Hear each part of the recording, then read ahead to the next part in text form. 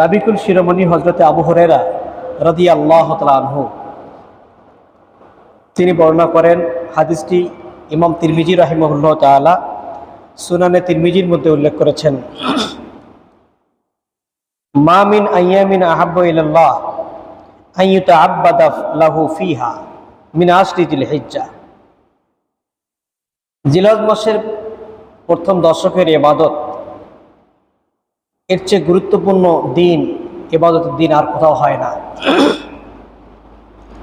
ফজিলত কি? ইয়াদিলু সিয়ামু কুল্লি ইয়াউমিন মিনহা বিসিয়ামি সানা। যার এক এক দিনের রোজা হচ্ছে বিগত এক বছরের রোজার সমান। সুবহানাল্লাহ বিহামদি।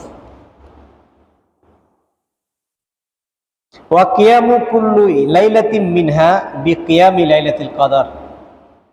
এবং এই দশকের প্রত্যেক রাতের জেগে জেগে আমল করা, কিয়ামুল লাইল করা, এটা লাইলাতুল কদরের মতন সব। সুবহানাল্লাহ বিহামদি।